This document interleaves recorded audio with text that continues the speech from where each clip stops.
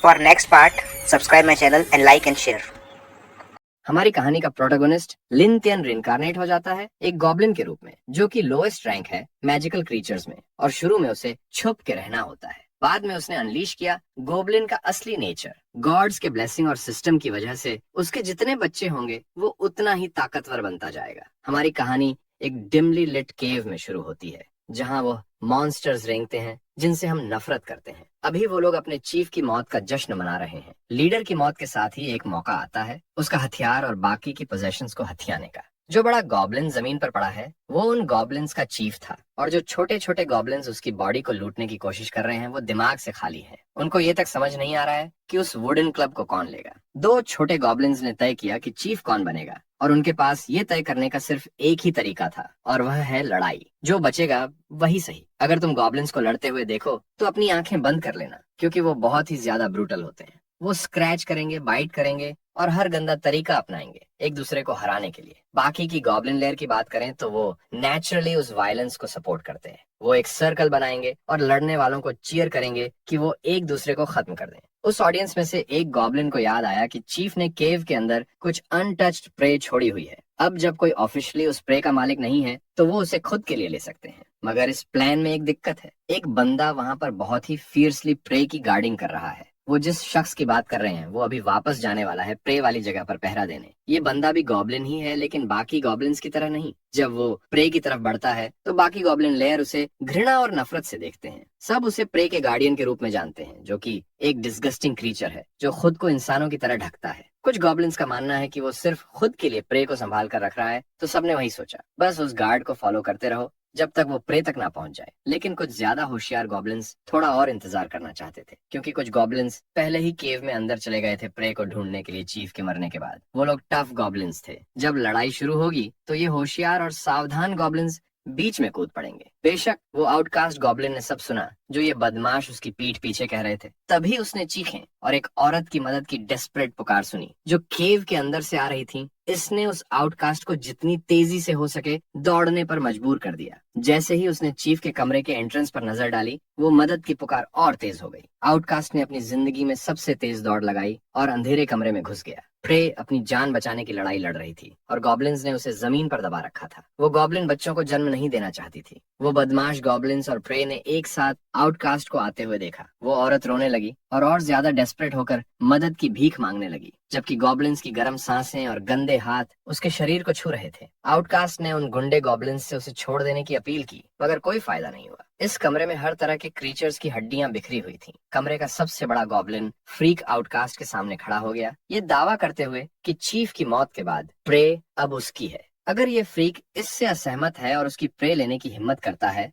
तो वो इन गुंडे गॉब्लिन्स के हाथों मर सकता है। 3 गुंडे आगे से उस पर हमला करने के लिए दौड़े। वो अनाड़ी थे, मगर उनके पास नंबर्स का एडवांटेज था। डॉज करना ही एकमात्र विकल्प था। आउटकास्ट यकीन नहीं कर पा रहा था कि ये लो लेवल गॉब्लिन्स उसे इतनी मुश्किल दे रहे हैं। वो अनाड़ी उसकी स्किन को स्क्रैच कर रहे थे, उसके क्लोक को फाड़ रहे थे, मगर आउटकास्ट ने दांत भींचे और डट गया। वो यहाँ मर नहीं सकता। उसकी जर्नी तो बस शुरू हुई है, उसे जिंदा रहना है। उसकी डेस्परेशन ने गॉब्लिन्स का खून जमीन पर बिखेर दिया। जैसे ही पहला गॉब्लिन मारा गया, बाकी 2 डर से सहम गए कि अगला उनका नंबर है। आउटकास्ट ने अपना खराब सा बना डैगर निकाला, एक को नीचे गिराया और दूसरे 2 को डरा दिया। उसने जंग खाए हुए ब्लेड को उठाया और धमकी दी कि अगर वो तुरंत नहीं गए तो मारे जाएंगे। ये बदमाश सिर्फ तब टफ बनते हैं जब उन्हें लगता है कि वो दुश्मन पर भारी पड़ सकते हैं, मगर असली खतरे का सामना होते ही ये 100% घुटने टेक देते हैं। यही अब हो रहा है। वो लोग बड़े घमंड से कह रहे थे कि प्रे उनकी है, मगर पहले ही हथियार की झलक ने उन्हें अपनी पथेटिक जान बचाने के लिए भागने पर मजबूर कर दिया। मिस्टर आउटकास्ट ने राहत की सांस ली। उसका एड्रेनलिन पूरे उफान पर था।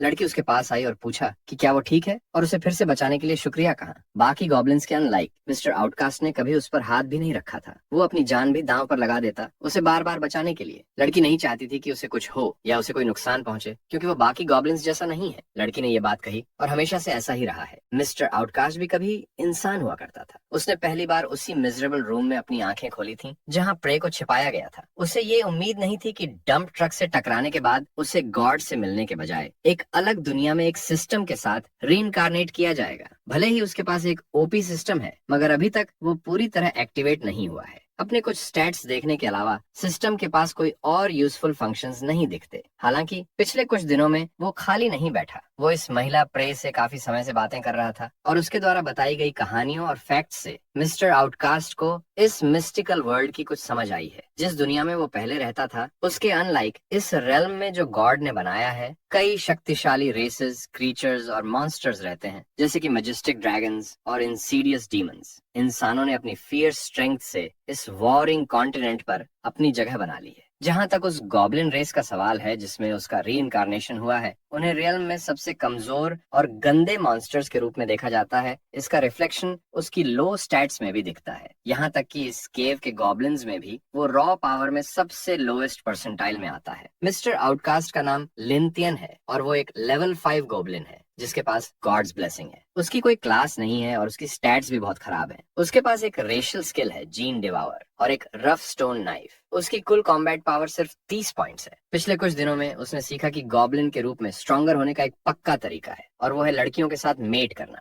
गॉब्लिन्स के पास कांस्टेंट मेटिंग और रिप्रोडक्शन के थ्रू मजबूत बनने की क्षमता होती है, लेकिन उनकी रेस फीमेल ऑफस्प्रिंग पैदा करने में सक्षम नहीं है। इसीलिए रिप्रोड्यूस करने के लिए उन्हें सिर्फ दूसरी फीमेल क्रीचर्स के साथ मेट करना पड़ता है, जिसकी वजह से उनकी जिंदगी लूटपाट और छीना झपटी में गुजरती है। लेकिन लिन एक मॉडर्न वर्ल्ड का ह्यूमन हुआ करता था और ऐसी घिनौनी चीजें करना उसे बिल्कुल भी मंजूर नहीं। लड़की ने उसे कोने में डिप्रेस्ड बैठे देखा और कहा कि चिंता मत करो। इतने दिनों साथ रहने के बाद वो उसकी फीलिंग्स समझने लगी थी। अब लिन तियन अलग है और वो इन घटिया गॉब्लिन्स के बीच नहीं रहना चाहता। उसकी मिजरेबल आंखों में एक नजर डालते ही ये साफ हो गया कि लड़की का अनुमान एकदम सही था। उसने उसे यकीन दिलाया कि जब नाइट ऑर्डर उसे बचाने आएंगे तो वो ट्रूप्स को बताएगी कि लिन तियन ने उसकी जान बचाई। नाइट ऑर्डर हमेशा फेयर और जस्टिस के साथ होता है। वो लोग लिन तियन को विलेज में पीसफुली रहने का मौका जरूर देंगे। अब जब उसने इस बारे में सोचा तो ये आइडिया इतना बुरा नहीं लग रहा है ना। लड़की ने सचमुच एक फीजिबल आइडिया पेश किया। भले ही वो अभी तक अपना सिस्टम एक्टिवेट नहीं कर पाया हो, उन्हें बस ह्यूमंस के लेयर ढूंढने और लड़की को बचाकर प्रोटेक्शन में लेने तक का इंतजार करना होगा। लिन को पहले जिंदा रहना होगा और फिर धीरे धीरे सिस्टम एक्टिवेट करने और उसके काम करने के तरीके को समझना होगा। इससे पहले कि ये सब हो पाए उन्हें कुछ बदमाशों से लड़ने की जरूरत होगी, क्योंकि बाकी गॉब्लिन्स ने प्रे का स्टैश पता कर लिया होगा। अब जब गॉब्लिन्स फिर से लूटने वापस आ रहे थे, लिन तियन ने जल्दी से पिंक हेयर्ड लेडी को उसकी डेजिग्नेटेड हाइडिंग स्पॉट में छिपने के लिए कहा, जो रॉक्स के पीछे थी। उसने देखा कि लिन तियन ने अपना रफ स्टोन नाइफ निकाला। एक डेस्परेट गोर गॉब्लिन ह्यूमन से भागते हुए और किसी के साथ मेट करने की फिराक में था, ताकि वो स्ट्रॉन्गर बन सके और मारा न जाए। शुक्र है उसकी डेस्परेट और स्ट्रेट फॉरवर्ड मूवमेंट्स को प्रिडिक्ट करना आसान था और लिन तियन ने तेजी से गोर गॉब्लिन का गला काट दिया। एटलीस्ट अब उन्हें पता चल गया कि कुछ ह्यूमंस ने लेयर में एंट्री कर ली है। ये लोग शायद लड़की को रेस्क्यू करने आए हैं। वो तुरंत उठी और कैवन के एग्जिट की तरफ भागी, एक्सपेक्टिंग कि माइटी होली ऑर्डर की रेस्क्यू टीम उसे बचाने आए होगी। लिन तियन भी उसके साथ चल पड़ा। जब वो उस जगह पहुंचे जहां एक्शन हो रहा था, दोनों ने देखा कि एक नाइट जिसने हेवी आर्मर और एक रेस्प्लेंडेंट क्लोक पहना हुआ था और एक ही स्वॉर्ड स्लैश में कई गॉब्लिन्स को काट रहा था। लिंटन को समझ नहीं आ रहा था कि वो इतने पावरफुल ह्यूमन को देखकर डर महसूस करे या राहत। लोडर एक लेवल 25 ह्यूमन स्वॉर्ड्समैन है जिसके पास ढेरों स्टैट्स हैं। उसकी स्किल्स में sword she slash, sword dance और holy skill sword return to heaven शामिल है। वो जजमेंट सोर्ड और प्लेटिनम आर्मर से लैस है और उसकी ओवरऑल कॉम्बैट पावर 400 पॉइंट्स है। अगर इसे लिन थियन के 30 पॉइंट्स से कंपेयर किया जाए तो डिफरेंस चौंकाने वाला है। ये पहली बार है जब उसने इस दुनिया में आते समय इतने हाई एट्रीब्यूट्स देखे थे। क्या लॉर्डर सच में इंसान है? लड़की बिना किसी हेजिटेशन के नाइट की तरफ भागी, मुस्कुराते हुए, हाथ हिलाते हुए और उसे कमांडर बुलाते हुए। मीनवाइल लिन तियन मरे हुए गॉब्लिन्स को देख रहा था जो पूरे इलाके में बिखरे पड़े थे। फिर उसने अपनी नजर उठाई और कुछ और भी ऑड और अलार्मिंग देखा। नाइट ने अपना जजमेंट स्वॉर्ड उठाया था, जैसे वो उस कैप्टिव को मारने वाला था जिसे लिन तियन कई दिनों से प्रोटेक्ट कर रहा था। उस छोटे आउटकास्ट गॉब्लिन ने स्वॉर्ड की ट्रेजेक्टरी से लड़की को धक्का देकर बचाने के लिए अपनी पूरी ताकत लगा दी। वो दोनों ऑकवर्डली साइड में जा गिरे। जमीन पर गिरने की तकलीफ का सामना करना बीच से कटने से तो बेहतर ही है ना? लिन तियन कंफ्यूज्ड और डरा हुआ था। ये लोग यहाँ रेस्क्यू ऑपरेशन के लिए आए हैं, राइट? तो फिर ये अपने ही इंसान पर तलवार क्यों चला रहे हैं? शायद केव में अंधेरा होने के कारण उन्होंने लड़की को भी गॉब्लिन समझ लिया होगा। लोडर ने उन विक्टिम्स को देखा जो उसके अटैक से शर्मनाक तरीके से बच निकले थे। लड़की ने कमांडर से अपील करने की कोशिश की। उसने खुद को केलिया कहते हुए इंट्रोड्यूस किया, लेकिन स्कम नाइट ने बस उसे चुप रहने को कहा। ऑफ कोर्स उसे पहले से पता था कि ये वही लड़की है, लेकिन लोडर ने यह आकलन किया कि गॉब्लिन्स ने उसे पहले ही डिफाइल कर दिया होगा। वो सोचता है कि शायद अब वो गॉब्लिन का लिटिल इविल स्पॉन भी कैरी कर रही होगी। उसे लगता है कि एक फिल्थी चीज चीज से मर्सी की उम्मीद करना किसी रिस्पेक्टेड नाइट से मजाक जैसा है। उसने निडर होकर उस बेचारी लड़की से कहा कि वो अपने पापों के लिए ग्रेट होली मदर से प्रायश्चित करे। केलिया डर और बेबस महसूस कर रही थी। वो कमांडर की क्लोक को खींचते हुए प्लीड कर रही थी। उसने जोर देकर कहा कि हाँ, उसे कैप्चर किया गया था, लेकिन गॉब्लिन्स ने उसे डिफाइल नहीं किया। उसने लिन तियन की ओर इशारा किया और कहा कि इस ब्रेव लिटिल गॉब्लिन ने उसे बचाया था, जिसकी वजह से वो बाकी लेयर से सेफ रही। लोडर ने उसकी एक्सप्लेनेशन का मजाक उड़ाया। उसने कहा कि अगर तुम्हें कहानियां बनानी है तो कम से कम बिलीवेबल बनाओ। कोई भी मूर्ख ये नहीं मानेगा कि एक गॉब्लिन ने केलिया की हिफाजत की, लेकिन अब वो जा सकती है और इन घटिया और नफरत करने वाले क्रीचर्स के साथ अपने अंत का सामना कर सकती है। लिन तियन अपनी आंखों पर विश्वास नहीं कर पा रहा था। क्या ये सच में इस दुनिया में इंसानों की मोरालिटी है? कुछ उसे चलने और भागने के लिए मजबूर कर रहा था। उसने केलिया को पकड़ा और केव के दूसरी तरफ के एग्जिट की ओर भागा ताकि इस सिचुएशन से बाहर निकल सके। एक सिंपल वुडन क्लब का इस्तेमाल करते हुए उसने लोडर के जजमेंट सोर्ड से टकराने का इरादा किया, इस उम्मीद में कि वो थोड़े समय के लिए समय खरीद सके। उसे इस आउटकम की बिल्कुल भी उम्मीद नहीं थी, लेकिन जैसे ही नाइट की तलवार उसे बीच से काटने वाली थी, एक मिस्टीरियस ग्लो कमरे में फैल गई और पूरे इलाके को रोशनी से भर दिया। एक एंजेलिक वॉइस ने लोडर को रुकने के लिए कहा और नाइट ने कंप्लाई करते हुए अपने हमले रोक दिए और चुप हो गया। मीनवाइल लिन तियन को एक golden light sphere of protection में इनकेस कर दिया गया था। एक ब्लॉन्ड वुमन जिसने होली वेल पहना हुआ था और जो गोल्डन मैजिक को कंट्रोल कर रही थी, वह चारों ओर से हेवीली आर्मर्ड सोल्जर से घिरी हुई थी। उसे लिन तियन में कुछ अजीब लगा। केलिया ने उस एंजेलिक वुमन को होली मेडन बुलाया।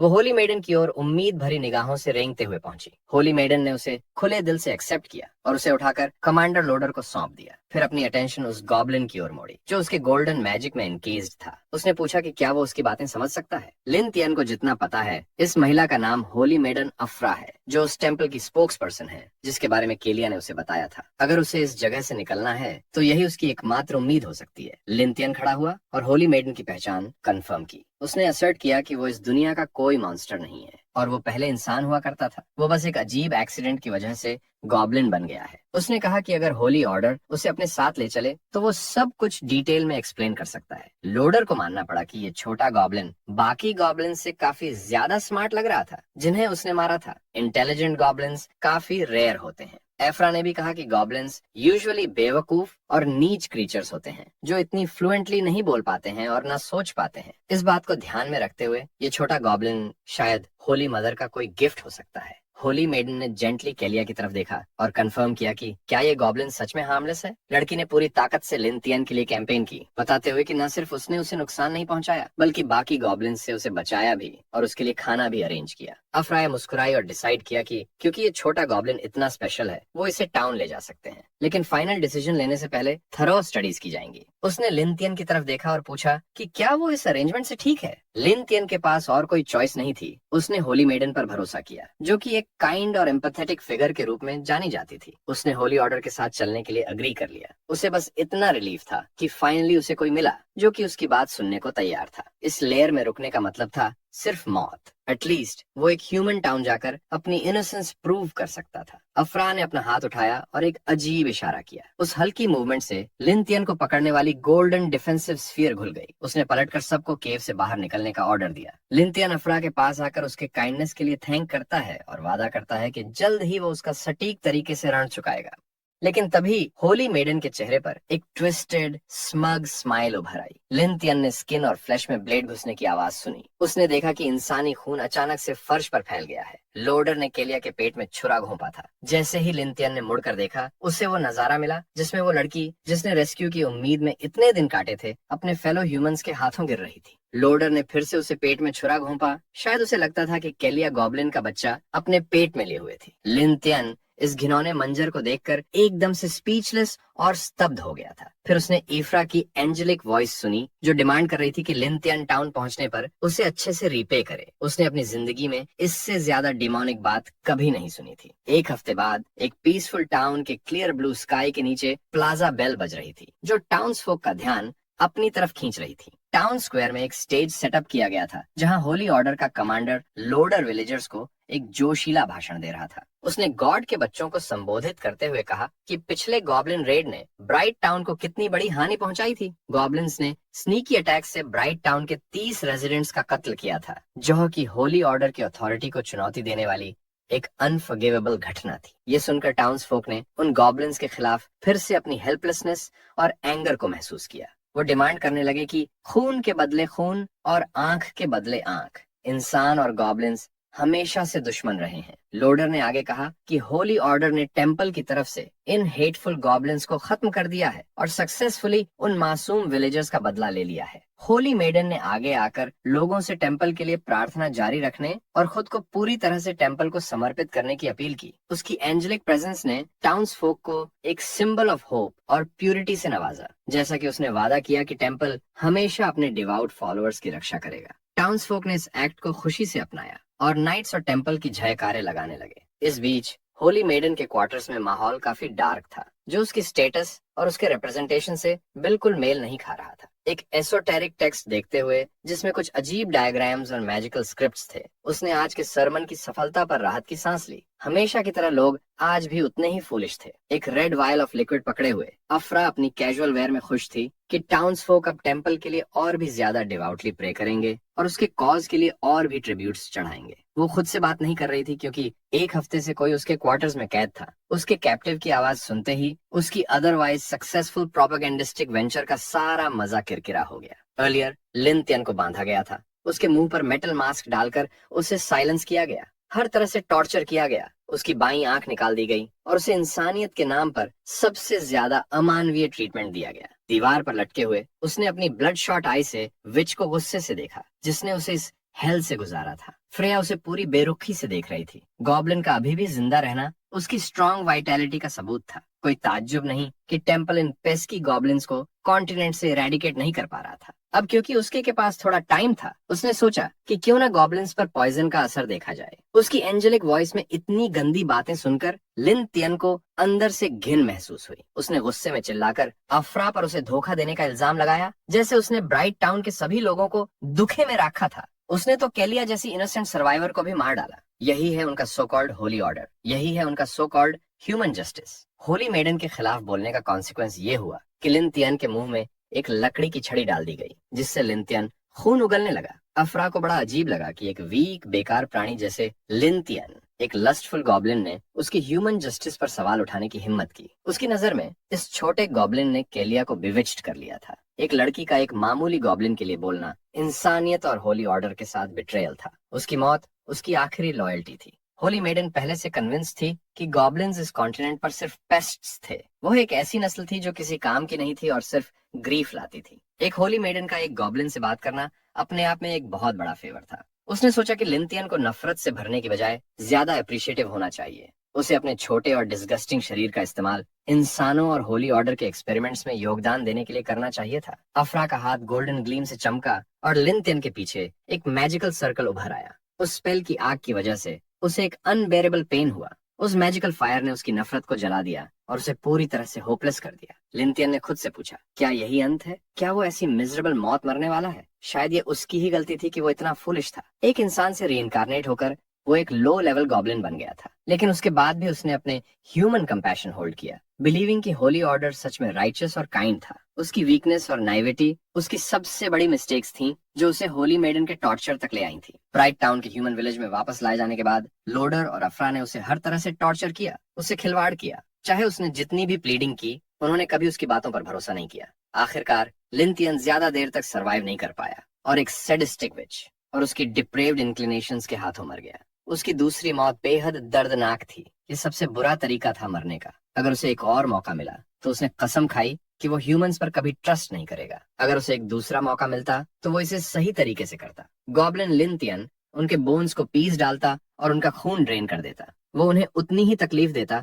जितनी उन्होंने उसे दी, उसे इंसैनिटी के कगार पर पहुंचाकर। पर खैर, ये सब तभी हो सकता है अगर वो फिर से जी सके। लिन तियन ने अपने ब्लड शॉट आईज कंफ्यूजन में खोले। उसने लेफ्ट और राइट देखा और जिंदा होने का एहसास किया। इतने दर्दनाक और ट्विस्टेड एक्सपेरिमेंट्स के बाद भी वो कैसे जिंदा था और वो कहाँ था? उसके सवाल का जवाब देने के लिए सिस्टम तुरंत प्रकट हुआ और बताया कि goblin life simulation system activate हो गया है। उसकी फाइनल इवैल्यूएशन ये थी कि उसकी मौत उसकी फूलिशनेस की वजह से हुई। वो भूल गया था कि वो एक गॉब्लिन है और ह्यूमंस कभी भी एक गॉब्लिन पर ट्रस्ट या दया नहीं करेंगे। वो टॉर्मेंट में मरा और इस हफ्ते भर के टॉर्चर का दर्द उसकी सोल पर इम्प्रिंट हो गया। किसी भी ट्रांसमिग्रेटर के लिए ये सबसे बुरा अंत होता, लेकिन उसे एक नया जीवन शुरू करने का मौका दिया जा रहा था। तो ये सिस्टम है जो सिर्फ मौत के वक्त एक्टिवेट होता है। अगर वो सब सही से पढ़ रहा है तो इसका मतलब है कि उसे फिर से जिंदा किया जा सकता है, लेकिन ऐसा लगता है कि वो फिर से सबसे नीच क्रीचर, एक कॉमन गॉब्लिन के रूप में पैदा होगा। कंफ्यूजन में उसने सिस्टम से पूछा कि उसका यस और नो का चॉइस क्या रिप्रेजेंट करता है।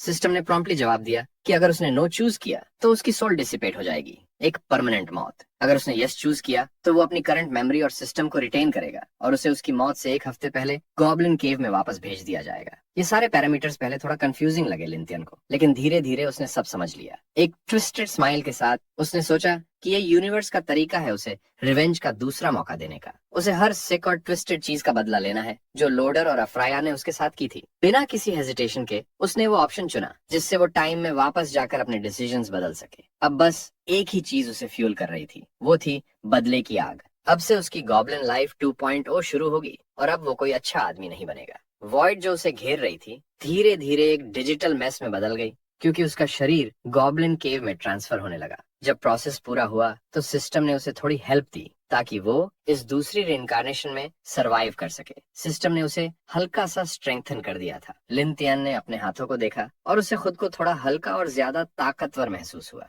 एनहांसमेंट थोड़ा ही था जैसा कि सिस्टम ने कहा था, लेकिन कुछ ना होने से तो ये बहुत बेहतर था। सिस्टम ने उसे वार्न किया कि भले ही वो फिर से पैदा हुआ है, खतरा अभी टला नहीं है। इस समय होली ऑर्डर लगभग उसकी लोकेशन पर पहुंचने वाली है। अगर वो फिर से मर गया तो सिस्टम उसे वापस रिवाइव नहीं कर पाएगा। ये तो लिंथियन को पहले से ही पता था। अभी उसे सोचना पड़ेगा कि होली ऑर्डर के आने पर कैसे डील किया जाए। अब उसे अपना गार्ड बिल्कुल भी नीचे नहीं करना है। सबसे पहले उसने सिस्टम से पूछा कि वो क्या क्या कर सकता है। सिस्टम का नाम था गॉब्लिन लाइफ सिमुलेशन सिस्टम। ये उसे अपनी लाइफ को सिमुलेट करने की एबिलिटी देता है ताकि वो फ्यूचर इवेंट्स का अंदाजा लगा सके। हर डिसीजन जो वो लेगा उसके अलग अलग आउटकम्स होंगे। हर सिमुलेशन 24 घंटे तक चलेगा। उसके बाद उसे पॉइंट्स मिलेंगे जिन्हें वो आइटम्स के लिए एक्सचेंज कर सकता है। फ्यूचर को सिमुलेशंस के जरिए देखना कोई छोटी बात नहीं थी। लिंथियन ने सोचा कि ये फीचर उसके काम आ सकता है। उसने प्रॉम्प्ट खोला और जल्दी से अपना पहला लाइफ सिमुलेशन शुरू किया। करंट सिनेरियो में उसका मिशन था गॉब्लिन केव से एस्केप करना, क्योंकि होली नाइट लोडर को गॉब्लिन लेयर का पता चल गया है। अब लिंथियन को ये चॉइसेस लेनी थी। पहला ऑप्शन था कि वो अपने फेलो गॉब्लिन्स को वार्न करे और मिलकर लोडर, अफ्रा और उनके आदमियों का सामना करे। इससे उसे 10 पॉइंट्स मिलेंगे। दूसरा ऑप्शन था कि वो बाकी गॉब्लिन्स को छोड़कर पहले ही भाग जाए, इससे पहले कि सभी मारे जाएं। इससे उसे 5 पॉइंट्स मिलेंगे। तीसरा और आखिरी ऑप्शन था कि वो केव में छिप जाए और बस दुआ करे कि लोडर और होली ऑर्डर उसे न ढूंढ पाए। इस ऑप्शन से उसे 0 पॉइंट्स मिलेंगे। लिंथियन ने थोड़ा टाइम लिया और सारे ऑप्शंस को केयरफुली कंसिडर किया। भले ही उसे 3 ऑप्शंस दिए गए थे, कुछ ऑप्शंस वैसे ही होपलेस थे। उसे पता था कि चाहे जितने भी गॉब्लिन्स मिलकर लड़ लें, वो लोडर की मॉन्स्ट्रस पावर का मुकाबला नहीं कर सकते। भागना ही एकमात्र रास्ता था जिससे वो बच सकता था। लेकिन सिस्टम की मदद से वो पहले ऑप्शन को सिमुलेट कर सकता था जिससे सबसे ज्यादा स्कोर मिल सकता था। अगर वो उन पॉइंट्स को किसी वेपन के लिए एक्सचेंज कर पाता तो शायद वो एक स्नीक अटैक से उन्हें हरा सकता था। जैसा उसने सोचा था, सिमुलेशन उसके मौत के साथ खत्म हुआ। वो गॉब्लिन्स को सक्सेसफुली लीड कर पाता एक डेस्परेट बैटल में होली नाइट लोडर के खिलाफ, लेकिन स्ट्रेंथ का बड़ा फर्क सभी गॉब्लिन्स को वाइप आउट कर देता। सिस्टम ने उसे सलाह दी कि वो अपनी स्ट्रेंथ्स के हिसाब सी क्रूशियल डिसीजंस ले। तो ये कंफर्म हो गया कि गॉब्लिन्स पर भरोसा करना सर्वाइवल के लिए फीजिबल तरीका नहीं था,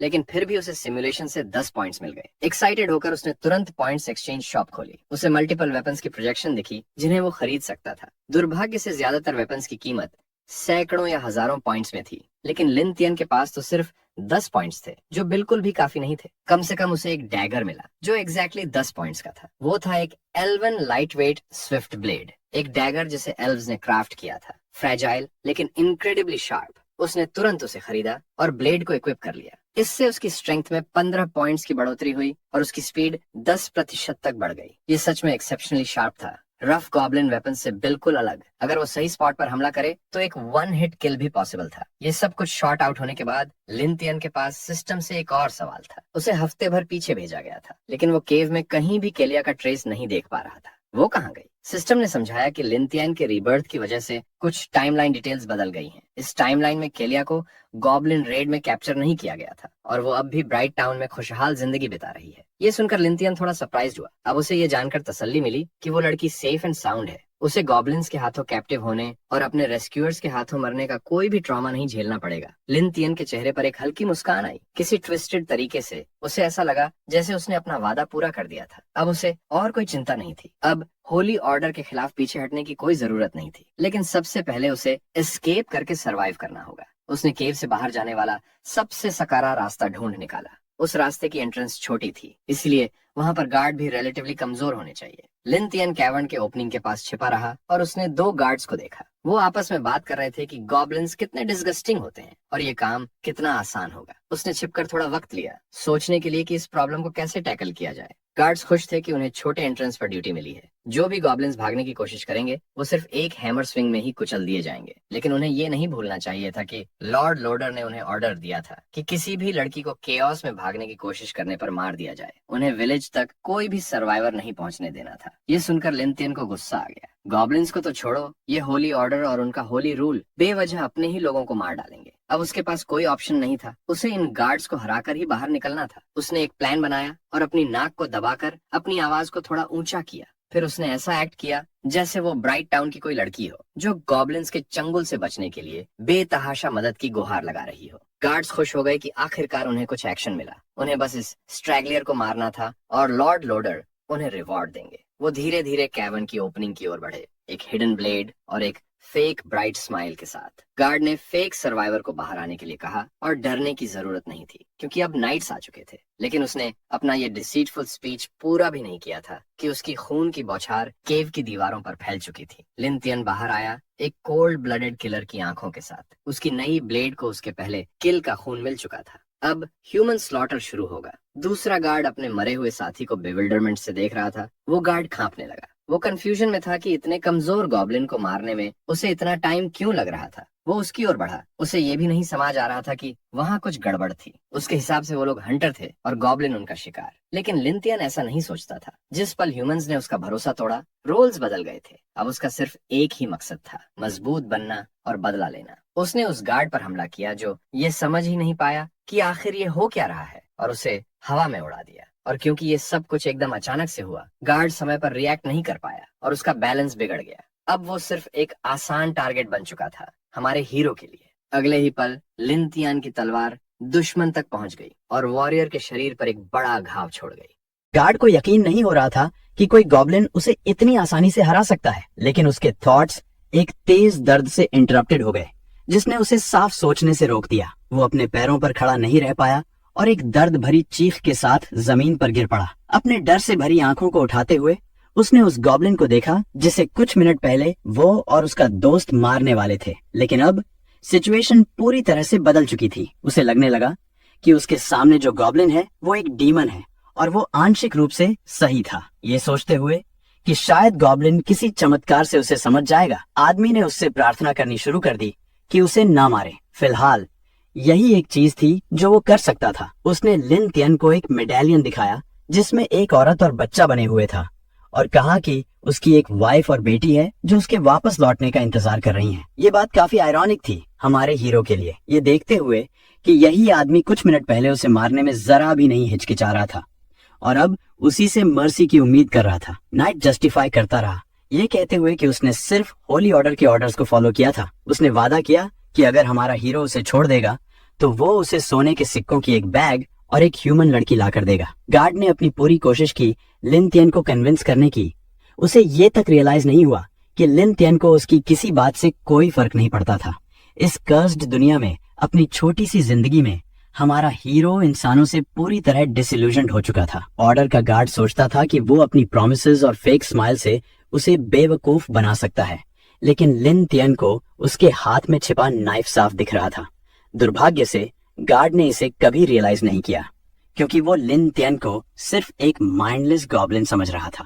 गार्ड ने नाइफ निकाला और एक अजीब हंसी के साथ लिन तियन पर झपटा, लेकिन अगले ही पल खून का छींटा पड़ा। लेकिन वो खून लिन तियन का नहीं था।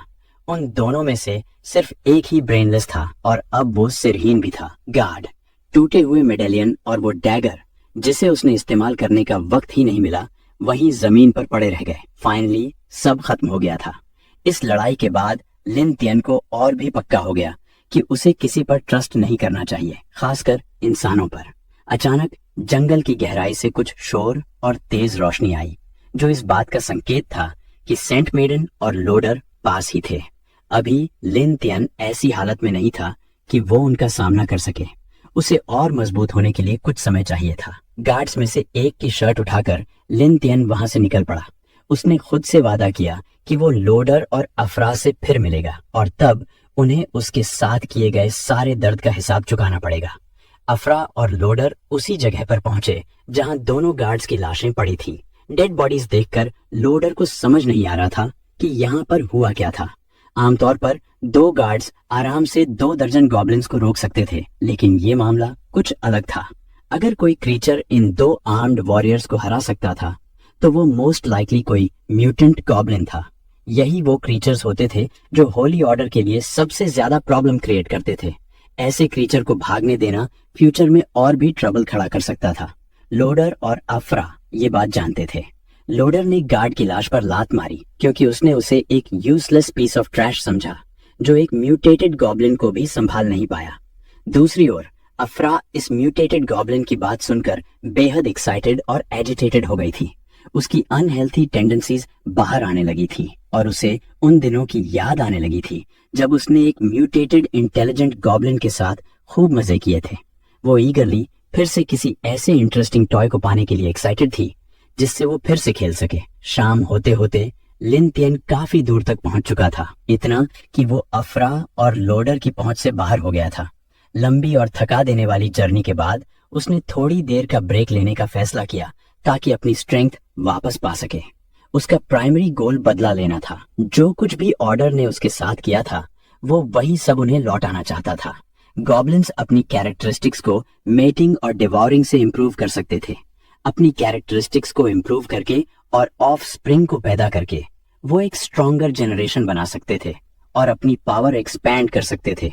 इस प्लान को एक्शन में लाकर और खुद को स्ट्रॉन्गर बनाकर लिन तियन ने सोचा कि वो इस दुनिया के हर इंसान को मौत के डर में जीने पर मजबूर कर देगा और हर औरत को उसके कदमों में गिड़गिड़ाने पर मजबूर करेगा। अचानक उसकी थॉट्स एक रस्टलिंग साउंड से इंटरप्टेड हो गईं, जो उसके पीछे बुशेस से आ रही थी। लिन तियन तुरंत अलर्ट हो गया क्योंकि हो सकता है कि होली ऑर्डर अभी भी उसकी तलाश में उसका पीछा कर रही हो। जैसे ही उसने कपड़ों में छिपी एक सिलुएट देखी, उसने बिना कुछ सोचे अटैक कर दिया। दुश्मन पर पहले हमला करना और उसे सरप्राइज करना हमेशा एक अच्छा आइडिया होता है। उसकी टैक्टिक काम कर गई। स्ट्रेंजर उसके सडन अपीयरेंस से वाकई में शॉक्ड हो गया था। वो इतना डर गया था कि स्टम्बलिंग करते हुए जमीन पर गिरने लगा। हालांकि लिन तियन एक चीज में गलती कर रहा था। उसके सामने जो स्ट्रेंजर था वो एक गॉब्लिन था और उसकी बिहेवियर से लगता था कि उसका कोई बुरा इरादा नहीं था। हमारा हीरो इस टर्न ऑफ इवेंट्स से थोड़ा सरप्राइज हुआ, लेकिन उसने तुरंत अपने थॉट्स को संयमित किया और वेरी हो गया। अपनी बेट्रेयल वाली एक्सपीरियंस की वजह से अब वो इतनी आसानी से किसी पर भरोसा नहीं करने वाला था। लेकिन अगले ही पल जो तस्वीर उसके सामने थी, उसे देखकर उसकी सारी सावधानी एस्टॉनिशमेंट में बदल गई। उसके सामने एक खूबसूरत गॉब्लिन लड़की जमीन पर पड़ी थी और अपनी डरी हुई आंखों से उसकी ओर देख रही थी। लिन तियन थोड़ा सरप्राइज हुआ क्योंकि उसने सुना था कि गॉब्लिन्स सिर्फ मेल ही होते हैं, लेकिन उसके सामने जो इनोसेंट क्रीचर खड़ी थी वो क्लियरली एक लड़की थी। थोड़ा संभलने के बाद वो गॉब्लिन लड़की डरते हुए लिन तियन से रिक्वेस्ट करने लगी कि उसे हर्ट न करे, वो बस यहाँ पानी लेने आई थी। ये देखकर कि गॉब्लिन लड़की साफ और पूरी सेंटेंसेस में बात कर रही थी, हमारा हीरो और भी सरप्राइज हो गया। लेकिन जब उसने उसकी स्टेटस विंडो चेक की तब सारी चीजें समझ में आ गईं। सिस्टम के अकॉर्डिंग वो लड़की लेवल 3 गॉब्लिन थी। उसकी प्रोफेशन में लिखा था कि वो एक गॉड मैसेंजर है जो उसकी अनयूजुअलनेस को एक्सप्लेन करता है। उसकी स्किल्स में डिवाउरिंग और एक्सूबरेंट ग्रोथ थी, लेकिन जिस चीज ने लिन तियन का ध्यान सबसे ज्यादा खींचा वो ये था कि अगर एक मेल गॉब्लिन एक फीमेल गॉब्लिन के साथ टीम अप करता है तो वो मेल गॉब्लिन एक लेजेंडरी गॉब्लिन गॉड बन सकता है। ये इन्फॉर्मेशन हमारे हीरो को सोचने पर मजबूर कर रही थी। गॉब्लिन गॉड बनना मतलब बहुत ताकतवर होना, और यही तो उसे चाहिए था। वो इतनी अच्छी अपॉर्चुनिटी मिस नहीं करना चाहता था। लिन तियन की नजरों को देखकर डरी हुई गॉब्लिन लड़की ने इसे खतरे के रूप में देखा और फिर से उसे छोड़ देने की मिन्नतें करने लगी। उसने कहा कि अगर वो विलेज में पानी लेकर नहीं पहुंची तो ट्राइब लीडर उसे मार डालेगा। अपनी गलती रियलाइज करते हुए लिन तियन ने माफी मांगी और उसे शांत करने की कोशिश की। उसने धीरे से उसके कंधे को सहलाया और कहा कि वो उसे हर्ट नहीं करेगा। वह उसे रोने नहीं दे सकता था क्योंकि इससे अननेसेसरी अटेंशन अट्रैक्ट हो सकती थी। खुशकिस्मती से लड़की सचमुच शांत हो गई और अब पहले जितनी डरी हुई नहीं दिख रही थी। वो धीरे धीरे लिन तियन के पास आई और एक्साइटेड होकर पूछा कि क्या वो भी बोल सकता है, जिस पर उसने अफर्मेटिवली नॉड किया। बाय नेचर गॉब्लिन्स प्रॉपरली बात नहीं कर सकते थे, इसलिए लड़की को अपने ट्राइब्समैन से कम्युनिकेट करने में काफी मुश्किल होती थी। लिन तियान की काइंडनेस और केयर ने लड़की को बहुत सरप्राइज किया, क्योंकि ट्राइब में बाकी गॉब्लिन्स उसे सिर्फ मारते और डांटते थे। उसे लिन तियान के आसपास रहना इतना अच्छा लगा कि उसने उसे अपने ट्राइब में वापस चलने का ऑफर दे दिया। ट्राइब के बारे में सुनकर लिन तियान ने उससे इसके बारे में पूछना शुरू किया, क्योंकि उसके पास अभी भी होली ऑर्डर की चेस से एस्केप करने का कोई पक्का प्लान नहीं था। बेस्ट सॉल्यूशन यही था कि वो किसी गॉब्लिन विलेज में छिपकर रह ले, जहां वो बाकियों के साथ ब्लेंड इन कर सके। हमारे हीरो के अचानक बदले हुए डिमीनर ने लड़की को थोड़ा कंफ्यूज कर दिया, लेकिन उसकी शाइनिंग आईज में देखकर उसने फिर भी विलेज ले चलने के लिए अग्री कर लिया। एक स्लाई स्माइल हमारे हीरो के चेहरे पर आ गई। उसने काफी समय से सोचा था कि वो अपने सबऑर्डिनेट्स कहां से ढूंढेगा। खुशकिस्मती से अपॉर्चुनिटी खुद चलकर सामने आ गई थी। जैसे ही वो विलेज पहुंचे, आर्म्ड गॉब्लिन्स टेंट से बाहर आ गए। उन्होंने तुरंत इस अनइनवाइटेड गेस्ट को घेर लिया। बाकी गॉब्लिन्स की तरह वो भी लिन तियन को इंसानों जैसे कपड़े पहने देखकर सरप्राइज हो गए थे। उनके लिए ये एक नई चीज थी, क्योंकि उन्होंने पहले कभी ऐसा अजीब गॉब्लिन नहीं देखा था। उसी वक्त हमारा हीरो उनकी संख्या असेस कर रहा था और ये देखकर प्लीज्ड था कि उसे इतना बड़ा विलेज मिला है। अब वो उनकी ट्रस्ट गेन करने की शुरुआत कर सकता था। उसने विलेज में शामिल होने और बॉस से मिलने की परमिशन मांगी। गॉब्लिन्स को ऐसी रिक्वेस्ट्स बिल्कुल पसंद नहीं आई। कोई अजनबी उनके घर में आए और उनसे डिमांड करे। इसके बजाय उन्होंने डिसाइड किया कि वो इस इंसोलेंट गाय को पकड़कर पीटकर फिर उसे बॉस के पास ले जाएंगे। अचानक गॉब्लिन लड़की ने उन्हें रुकने के लिए कहा और रिक्वेस्ट किया कि वो इम्पोर्टेंट गेस्ट पर अटैक न करें जब तक कि वो बॉस से न मिल ले। इस मूव से लड़ाई थोड़ी देर के लिए टल गई, लेकिन सारी प्लान्स खराब कर दी खुद बॉस ने, जिसने शोर सुना और देखने बाहर आ गया कि हो क्या रहा है। बाकी सारे गॉब्लिन्स बॉस के आते ही चुप हो गए और हमारा हीरो टेंस हो गया। बॉस क्लियरली इस मूड में नहीं था कि उसे जगा दिया जाए। लिन तियन का टेंस होना जायज था। बॉस लेवल 25 का था और उसके पास काफी अच्छे वेपन्स थे जो इम्प्रेसिव सेट ऑफ स्किल्स के साथ कंबाइंड थे। हमारे हीरो को सरप्राइज हुआ कि इस विलेज का बॉस इतना ताकतवर था। दुख की बात यह थी कि उसे बॉस को हराना पड़ेगा ताकि वो उसकी जगह ले सके और गॉब्लिन्स की गैंग अपने कंट्रोल में लेकर अपनी प्रोग्रेस को स्पीड अप कर सके। गॉब्लिन्स के चीफ ने पूछा कि ये कौन है, जिस पर गॉब्लिन लड़की ने एक्सप्लेन किया कि वो लायन को इसलिए ले आई थी क्योंकि उसके पास और कहीं जाने की जगह नहीं थी। चीफ ने जैसे तैसे इस एक्सप्लेनेशन को एक्सेप्ट कर लिया, बट इट वाज क्लियर कि उसकी सेटिस्फैक्शन ज्यादा देर तक नहीं रहेगी। बिना किसी हेजिटेशन के उसने आउटसाइडर को मार के उसके फ्लैश को खाने का ऑर्डर दिया। ट्राइब एक फ्रेंजीड सेलिब्रेशन में इरप्ट हो गई और लिन ने अपनी नाइफ निकाल ली। उसे यहाँ से बच निकलने के लिए जल्दी से कुछ सोचना पड़ेगा। एक वायबल आइडिया उसके दिमाग में आया। उसने अपनी स्किल्स को ऑफर किया, कहते हुए कि वह एक नया वेपन बनाएगा जिससे ट्राइब की स्ट्रेंथ बढ़ जाएगी। ये इंटरेस्टिंग प्रोपोजिशन सुनते ही चीफ का ब्लड लस्ट थोड़ा कम हो गया। उसने गॉब्लिन्स को रुकने का हुक्म दिया और गॉब्लिन प्रीस्ट लिन की तरफ आने लगा, उसे सर से पांव तक ध्यान से देखते हुए। यंग गॉब्लिन में कोई डिसेप्शन के साइंस नहीं मिलने पर चीफ ने पूछा कि लिन कौन से टाइप्स के वेपन्स बना सकता है। लिन ने अपनी पिछली दुनिया में ब्लैक स्मिथिंग प्रोग्राम्स कई घंटों तक देखे थे, जिससे उसे कॉन्फिडेंस था कि वो सिंपल टूल्स और इम्प्रूव्ड वेपन्स बना सकता है अगर उसे आयरन ओर और थोड़ा वक्त मिल जाए। चीफ ह्यूमन लैंग्वेज में बात कर सकता था, तो ये रीजनेबल था कि हायर मॉन्स्टर्स ज्यादा इंटेलिजेंट होंगे। लिन ने सजेस्ट किया कि आयरन टूल्स से ट्राइब को ह्यूमन से डरने की जरूरत नहीं होगी। ये आइडिया चीफ के लिए बहुत टेम्पटिंग था, जिसे वो मना नहीं कर पाया। उसने लिन तियन के प्रपोजल को एक्सेप्ट कर लिया और उसे 3 दिन दिए कि वो और ढूंढे और रिजल्ट्स दिखाए, वरना 3 दिन के बाद उसे मार दिया जाएगा। चीफ ने यह भी धमकी दी कि अगर लिन फेल हुआ तो गॉब्लिन लड़की की भी जान जाएगी। लीडर के क्वार्टर में जाते ही बाकी ट्राइब भी फॉलो कर गई। एक बात क्लियर थी, ओल्ड चीफ एक रूथलेस विलन था जो बिना किसी हेजिटेशन के अपने ही लोगों को मार सकता था। डायरेक्टली उसे कन्फ्रंट करने का ऑप्शन नहीं था। लिन को आयरन टूल्स बनाने होंगे टाइम खरीदने के लिए। जब तक वो सीक्रेटली स्ट्रांग नहीं हो जाता। उस रात एक स्काउटिंग पार्टी को फॉरेस्ट में भेजा गया। उस स्काउटिंग पार्टी में गॉब्लिन लड़की भी थी और ये लोग दिन रात लगातार मार्च कर रहे थे। एग्जॉस्शन तो इनेविटेबल थी, लेकिन जैसे ही गॉब्लिन लड़की थोड़ी सी भी थकान दिखाती, बाकी गॉब्लिन्स उसे बेरेट करते और उसे फिजिकली अटैक करते जैसे वो सिर्फ एक पंचिंग बैग हो। वो उसे एक एवरेज मेल गॉब्लिन से इंफीरियर समझते हैं। लेकिन तभी एक गॉब्लिन को पत्थर से सिर पर चोट लगी जो कि किसी ने पीछे से फेंका था। लिन ने क्लियर किया कि वो लोग सिर्फ आयरन ओर को ढूंढने आए हैं, ना कि पॉइंटलेस फाइट्स में एंगेज होने। उसने उन्हें ओर का डिस्क्रिप्शन दिया और सर्च पार्टी से कहा कि अगर वो जिंदा रहना चाहते हैं तो उन्हें वैली में कम से कम एक पीस और ढूंढना होगा और रिक्वायरमेंट पूरा न करने पर कॉन्सिक्वेंसेस सिवियर होंगे। जैसे ही लिन ने अपनी आयरन नाइफ दिखाई, वो गॉब्लिन्स डर गए और जल्दी से एक्शन में आ गए। वो चारों ओर भागने लगे और ढूंढने के लिए और चीफ की मार से बचने के लिए। लिन तियन को पता था कि उसके करंट एफर्ट्स सिर्फ टेम्पोररी सॉल्यूशन हैं। उसे पता था कि जैसे ही उसकी यूजफुलनेस खत्म हो जाएगी, उसकी लाइफ डेंजर में होगी। लेकिन उसे एक क्लियर पाथ नजर आ रहा था। सिस्टम का हिंट था कि अगर वो गॉब्लिन लड़की के साथ मेटिंग करता तो वो लेजेंडरी गॉब्लिन गॉड का स्टेटस अचीव कर सकता है। यह सोचकर लिन वीपिंग गॉब्लिन लड़की के पास गया और जेंटली उससे कहा कि वो रोना बंद करे। वो उसके पास घुटनों के बल बैठा ताकि वो क्लियरली उसकी बात सुन सके और प्रपोज किया कि उन दोनों को एक साथ रहना चाहिए। उसने वादा किया कि जब तक वो उसके साथ रहेगी कोई उसे नुकसान नहीं पहुंचा पाएगा। उसके पास खाना होगा, एक वार्म शेल्टर और उसे वो पीस मिलेगी जिसकी उसे डेस्परेटली जरूरत थी। लिन ने कहा कि वो अपनी जुबान का पक्का है, लेकिन अभी वो दोनों बहुत वीक थे और उन्हें कोई भी ओवरपावर कर सकता था। दोनों को और स्ट्रांग होना पड़ेगा।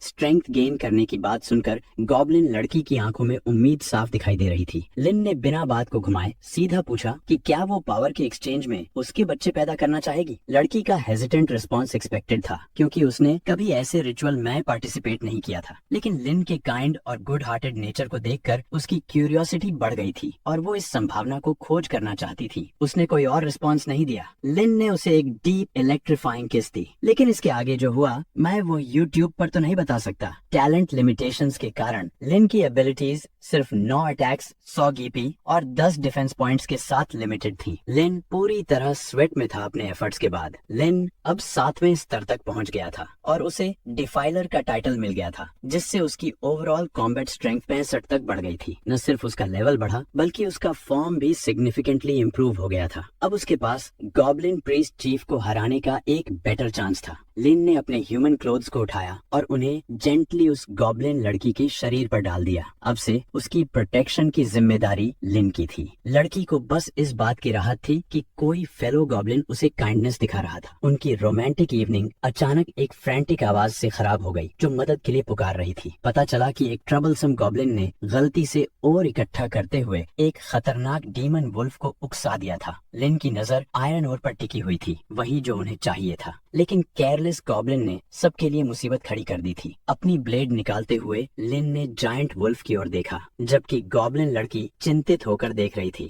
जिस गॉब्लिन ने बेवकूफिशली एक सैवेज बीस्ट को छेड़ा था, अब उसे इसके कॉन्सिक्वेंसेस का सामना करना पड़ रहा था। किस्मत से लिन अब इतना स्ट्रॉन्ग और स्विफ्ट हो चुका था कि सीरियस डैमेज हैंडल कर सके और उसने जल्दी से अपनी ब्लेड वुल्फ की गर्दन में घोंप दी। ये एक डिसाइसिव 1 हिट किल था जिसने भागते हुए गॉब्लिन को चुप्पी में डाल दिया। लिन गॉब्लिन की ओर बढ़ा जिसने और हाथ में पकड़ा हुआ था और अपनी आवाज को इंटेंस किया ताकि क्रीचर डर कर मटेरियल सौंप दे। डर से कांपते गॉब्लिन के पास कोई और चारा नहीं था। और का निरीक्षण करते हुए लिन ने इसकी एक्सीलेंट क्वालिटी की पुष्टि की। अगर वो और भी ऐसे और ढूंढ पाते तो पावरफुल वेपन्स बनाना बहुत आसान हो जाता। अगली सुबह गॉब्लिन कैंप से उठता धुआं जंगल के ऊपर दिखाई दे रहा था। लिन ने अभी अभी एक आयरन के स्पीयरहेड को क्राफ्ट किया था, वो भी उसी ओर से जो उसने रात में इकट्ठा किया था, और अब वह गर्व से अपनी क्रिएशन को एस्टोनिश्ड गॉब्लिन्स को दिखा रहा था। आयरन स्पीयरहेड ने डिमोनिक वुल्फ की स्किन और स्कल को एफर्टलेसली पेनिट्रेट कर दिया, जो स्टोन या बोन के स्पीयरहेड कभी नहीं कर सकते थे। यहाँ तक कि गॉब्लिन बॉस भी लिन के वेपन की क्वालिटी देखकर स्पीचलेस था। लिन ने वुल्फ के सिर से स्पीयर को निकाला और मुस्कुराते हुए गॉब्लिन्स को समझाया कि यह आयरन स्पीयर उसी के हाथों का काम था। लिन ने अभी अभी आयरन ओर से एक स्पीयरहेड तैयार किया था और गर्व से एस्टोनिश्ड गॉब्लिन्स को अपनी क्रिएशन दिखा रहा था। गॉब्लिन चीफ की आंखों में तुरंत एक डिजायर जग गई कि वो भी एक ऐसा स्पीयर हासिल करे। इस मौके का फायदा उठाते हुए लिन ने स्पीयर को ऊंचा उठाया, जिससे हर गॉब्लिन की अटेंशन उसी पर टिक गई और वे सब उस वेपन को फैसिनेशन से देखने लगे। लिन ने पूछा कि क्या वे सब एक ऐसा ही स्पीयर चाहते हैं। जाहिर है सब ने हाँ कहा और उससे एडिशनल स्पीयर्स बनाने की गुजारिश की। गॉब्लिन्स ने आयरन स्पीयर को देखा और उनके मुंह खुले के खुले रह गए और आंखें लॉन्गिंग से भर गईं। उनके लिए एक ऑर्डिनरी आयरन स्पीयर एक लेजेंडरी आर्टिफैक्ट जैसा था। लेकिन लिन का गॉब्लिन ट्राइब का रिस्पेक्ट जीतना गॉब्लिन प्रीस्ट को रास नहीं आया, जो अब एक डार्क एक्सप्रेशन के साथ खड़ा था। गॉब्लिन बॉस के दिमाग में जल्दी ही एक डीवियस प्लान बना और उसने मन ही मन सोचा कि लिन का इस्तेमाल करो अपने फायदे के लिए और फिर उसे एलिमिनेट कर दो ताकि पावर के लिए कोई पोटेंशियल थ्रेट न रहे। गॉब्लिन बॉस ने ट्राइब की अटेंशन को तेजी से अपनी ओर खींचा और उसने पब्लिकली एक्नॉलेज किया कि लिन सच में आयरन वेपन्स फोर्ज कर सकता था और उसकी बात सच्ची लग रही थी। लेकिन यह एक्नॉलेजमेंट कोई एंडोर्समेंट नहीं थी। अपनी वर्थ साबित करने और अपनी जगह सिक्योर करने के लिए लिन को 2 दिनों में 50 स्पीयर्स बनाने होंगे और ये कोई आसान काम नहीं था। अगर वो फेल हो गया तो ट्राइब का शिकार बन जाएगा। ये सुनकर रेगुलर गॉब्लिन्स भी अपने लीडर की इस एक्सट्रीम क्रुएल्टी से हैरान थे, जो किसी तरह से ह्यूमंस जितना रूथलेस और कनिंग बन चुका था। फिर भी वे लिन की मदद करने के लिए तैयार थे ताकि वो चीफटेन की डिमांड्स को पूरा कर सके। लिन ने जाते हुए चीफटेन को देखा और अपनी मुस्कान को रोक नहीं सका, ये जानते हुए कि सब कुछ उसके प्लान के अनुसार ही अनफोल्ड हो रहा था। चीफ को उसे पहले ही मार देना चाहिए था और ये उसकी सबसे बड़ी गलती बन चुकी थी, क्योंकि अब वो भी उसके जितना पावरफुल बन चुका था। 2 दिन बाद वो वक्त आ गया था जब उसे स्पीयर्स डिलीवर करना था। सबकी खुशी और चीफ की डिसमेड सरप्राइज के लिए लिन तियन ने अपना काम पूरा किया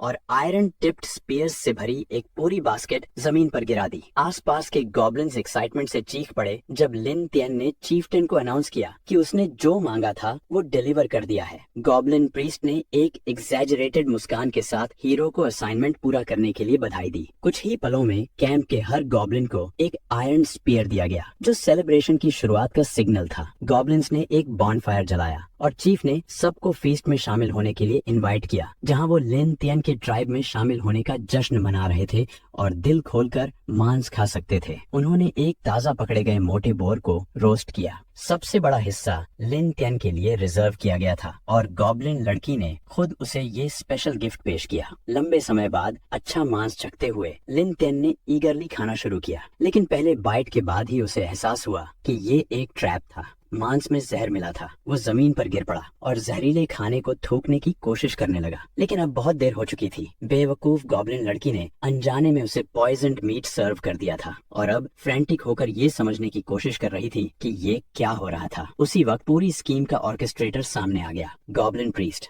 उसने बिना वक्त गंवाए हमारे हीरो की बेवकूफिशनेस पर ताने मारे और उस पर हंसा, ये कहते हुए कि उसने सोचा था कि वो क्लेवर और पावरफुल है, जो चीफ को चुनौती देकर ट्राइब पर कंट्रोल कर लेगा। गॉब्लिन बॉस ने उसे चेतावनी दी कि उसकी सारी कोशिशें बेकार जाएंगी, क्योंकि इस रास्ते पर बस मौत ही उसका इंतजार कर रही है। अपनी ऑडेसिटी की सजा के रूप में लिन तियन वो सारी चीजें खो देगा जो वो सबसे ज्यादा चेरिश करता है, जिसमें वो अनअट्रैक्टिव गॉब्लिन लड़की भी शामिल है जिसे वो इतनी इज्जत देता है। वो उसकी बिट्रेयल की सबसे पहली सजा पाएगी। अपनी शार्प क्लॉ से उसने उसे वोंड किया, यह सिग्नल देते हुए कि उसकी इंटेंशंस क्या थी।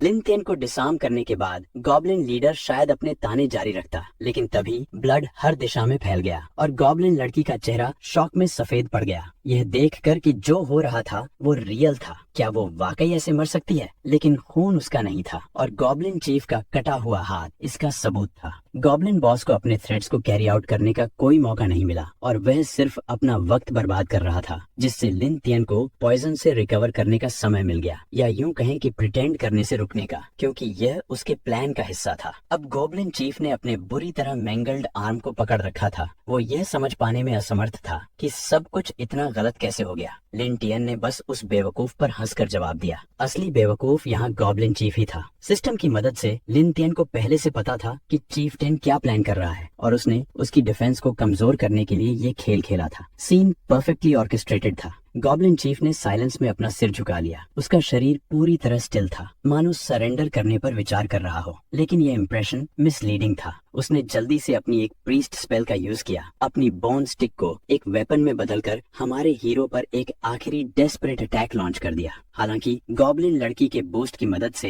लिन तियन के लिए डॉज करना आसान हो गया। ऑफ बैलेंस चीफ्टन खुला रह गया और लिन तियन ने मौका देखते हुए अपनी स्ट्रेंथ जुटाई और एक डिसाइसिव स्लैशिंग स्ट्राइक उसकी गर्दन पर किया। चीफ्टन का सिर जमीन पर लुढ़क गया और बाकी गॉब्लिन्स लिन तियन को देखकर डर गए, ये सोचते हुए कि कहीं उनका भी वही हाल न हो जो उनके पहले लीडर का हुआ। हालांकि हमारे हीरो का उन्हें मारने का कोई इरादा नहीं था। विलेज के सेंटर की ओर बढ़ते हुए लिन तियन ने जोर से घोषणा की कि अब वो नया लीडर है। उसने कहा कि वो गॉब्लिन्स को ग्लोरी और वेल्थ की ओर लेकर जाएगा और ह्यूमंस और एल्व्स पर हमला करेगा। अब से मांस और औरतों की कमी नहीं होगी और कोई भी गॉब्लिन्स को अंडर एस्टिमेट नहीं करेगा या उनके रास्ते में नहीं आएगा। खुश होकर पूरे गॉब्लिन ट्राइब ने सेलिब्रेशन में हिस्सा लिया, नाचते हुए और चीखते हुए कि लिन तियन अब तक का सबसे महान लीडर है जो उन्हें ब्लिस और अनंत मांस की जिंदगी की ओर ले जाएगा। अपने दावों को वैलिडेट करने के लिए लिन तियन ने पुराने चीफ के शरीर की ओर इशारा किया और गॉब्लिन्स को उसे पेश किया। शुरू में वो चुप्पी में हिचकिचाए, ये सोचते हुए कि क्या करना चाहिए, लेकिन जल्द ही उनकी ग्रीड ने उन पर काबू पा लिया और वो आगे बढ़े। उन्होंने रॉ मीट को खाना शुरू कर दिया बिना कोई हेजिटेशन दिखाए, भले ही यह फ्लैश एक समय उनके लीडर का था।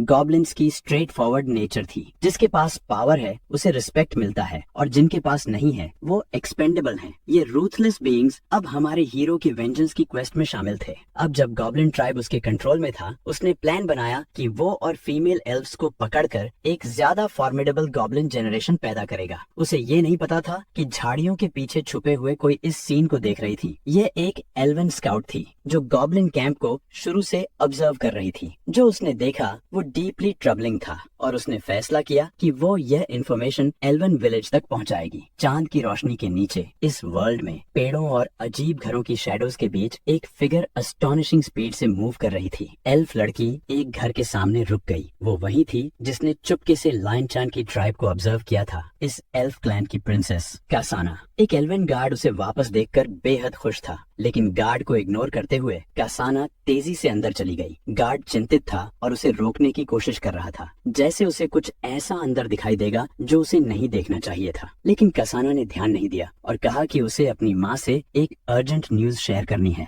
दरवाजा खोलते ही कासाना बोली, माँ मेरे पास एक बहुत ही इम्पोर्टेंट रिपोर्ट है। ईस्टर्न फॉरेस्ट में गॉब्लिन ट्राइब में कुछ अजीब हरकतें हो रही हैं। लेकिन अंदर का नजारा देखकर वो बिल्कुल हैरान रह गई। एल्व्स, जिन्हें नोबल रेस और ब्रेव वॉरियर्स के रूप में जाना जाता है, लेकिन यहाँ एक फ्लर्टेशियस एल्फ थी जो रिवीलिंग आउटफिट में थी और उसके आसपास 3 मेल एल्फ्स थे। कासाना ने शर्म से मुंह फेर लिया, माफी मांगते हुए कहा कि उसे कहीं और जाना है, पर क्वीन की आवाज ने उसे रुकने पर मजबूर कर दिया। उसने डिमांड किया कि कासाना रुके और बताए कि ऐसा अर्जेंट क्या है जिसके कारण वो इतनी जल्दी में यहाँ आई। कासाना की आंखों में सीरियसनेस आ गई और उसने फिर से फॉरेस्ट में गॉब्लिन ट्राइब का जिक्र किया, पर क्वीन अनइंटरेस्टेड दिखी। उसने गॉब्लिन्स को लो इम्पोर्टेंस का समझा, कमजोर और गंदे क्रीचर्स के रूप में। कासाना ने जल्दी से समझाया, मैंने डीमन फॉरेस्ट में एक भालू का कंकाल देखा, पूरी तरह से चबाया हुआ। वहाँ संघर्ष के निशान और कई गॉब्लिन फुटप्रिंट्स जमीन पर थे। वो भालू शायद डीमन फॉरेस्ट के गॉब्लिन्स ने मारा है। वो जायंट बेयर वहाँ प्रैक्टिकली सबसे ताकतवर क्रीचर था। गॉब्लिन उसे मारने के लायक नहीं लगते। उसकी आवाज में चिंता झलक रही थी। कुछ दिन पहले मैंने गॉब्लिन लीडर को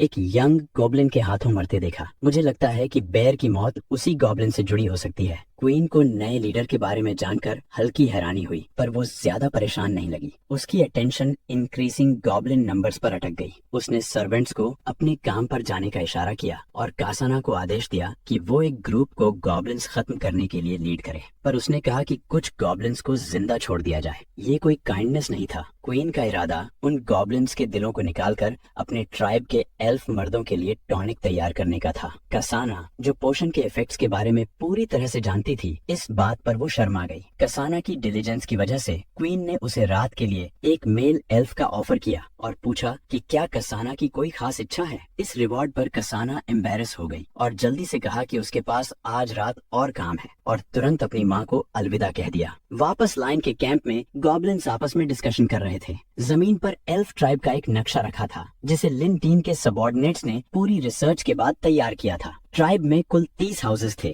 जो सभी ऊंचाई पर स्थित थे। लिन तियान ने अपने सबॉर्डिनेट की तारीफ की और उसे ट्राइब को हराने पर 2 एल्फ लड़कियां इनाम में देने का वादा किया। उसने सबको आयरन के वेपन्स बनाने का इंस्ट्रक्शन दिया। गॉब्लिन्स 2 एल्फ लड़कियों का प्रॉमिस सुनकर बेहद एक्साइटेड थे और उसने सबको अपने वेपन्स रेडी करने के लिए कहा। लेकिन लायन को दूसरे ट्राइब पर हमला करने में एक्साइटमेंट नहीं थी। इस दुनिया में स्ट्रेंथ ही सर्वाइवल का फैसला करती थी और अगर उसने अपनी ट्राइब को मजबूत नहीं किया तो उनका डिस्ट्रक्शन तय था। उसने सिचुएशन को अच्छे से एनालाइज किया और नोट किया कि गांव में 30 हाउसेस हैं। अगर हर हाउस में 2 एल्व्स रहते हैं तो टोटल 60 एल्व्स होंगे। 10 एल्व्स जो माइन को गार्ड कर रहे हैं उन्हें मिलाकर ट्राइब के कम से कम 70 मेंबर्स होंगे। गॉब्लिन लीडर की मौत के बाद से लिन तियान ने गॉब्लिन्स को वेपन्स क्राफ्टिंग और मॉन्स्टर हंटिंग में ट्रेन किया था, जिससे उनकी स्किल्स में इम्प्रूवमेंट आया था। उसकी कमांड में गॉब्लिन्स ने जंगल में तूफान की तरह तबाही मचाई। उन्होंने कई मॉन्स्टर्स को मारकर खा लिया। इन मॉन्स्टर्स को खाकर गॉब्लिन्स को नए एबिलिटीज मिली, जैसे टस्क अटैक्स और स्टोन जैसी स्किन, जिससे उनकी डिफेंस 15 पॉइंट्स तक बढ़ गई। और भी स्किल्स थी जैसे साइलेंट मूवमेंट और वेनम प्रोटेक्शन। हर गॉब्लिन को मॉन्स्टर्स खाने से स्किल्स तो नहीं मिली, लेकिन ट्राइब की ओवरऑल स्ट्रेंथ काफी इंप्रूव हो चुकी थी। कुछ गॉब्लिन्स तो लेवल 18 तक पहुंच गए थे, जिनके स्टैट्स काफी हाई थे। सिंपल आयरन स्पीयर्स और आर्मर के साथ उनकी टोटल स्ट्रेंथ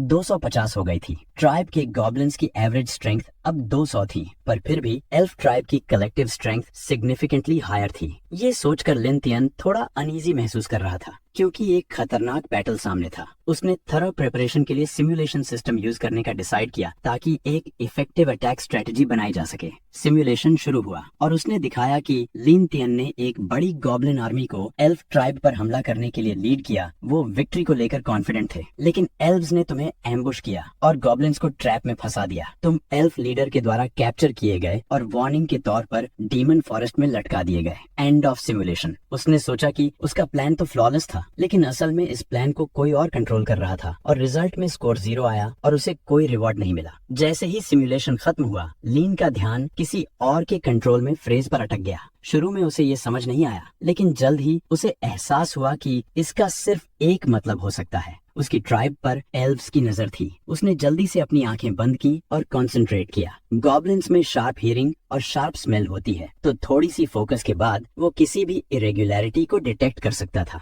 जल्द ही उसके सेंसेस ने कुछ अनफेमिलियर साउंड्स नोटिस किए। दूर देखते हुए उसने कुछ स्ट्रेंज साइंस देखे। उसी समय एल्व्स अपनी ट्राइब की तरफ लौट रहे थे। कसाना उनके आगे थी। उसे हैरानी हो रही थी कि गॉब्लिन ट्राइब ने उसकी ट्राइब के खिलाफ हमला करने का फैसला किया है। शुरुआत में वो एक स्क्वाड लेकर उन्हें खत्म करने आई थी, लेकिन कैंप पर पहुंचते ही उसने देखा कि गॉब्लिन्स में काफी बदलाव आ गया है, खासकर लिन तियान के प्लान्स के बारे में जानने के बाद। वो वापस जाकर अपनी माँ को इन्फॉर्म करना चाहती थी, लेकिन अब बहुत देर हो चुकी थी। उसे देख लिया गया और एरोज बरसने लगे। अब कसाना जमीन पर घायल और डरी हुई पड़ी थी। चारों ओर दूसरे एल्वर्स के लाइफलेस बॉडीज बिखरे थे। दूर से लिन और उसके गॉब्लिन साथी धीरे धीरे पास आ रहे थे। उनके फेसेस पर मैलिशियस ग्रिन्स थी। वे एक जीवित एल्फ को पाकर थ्रिल्ड थे। कसाना ने भागने की कोशिश की, लेकिन उसका शरीर उसका साथ नहीं दे रहा था। घाव अजीब सा महसूस हो रहा था, जैसे तीर में झड़ था। लिन तियान उसे इतनी आसानी से कैप्चर करके हैरान था। उसने कहा कि वो सही समय पर आई थी। फिर उसने अपने सबऑर्डिनेट्स को आदेश दिया कि सारे एल्व्स को पकड़ लो।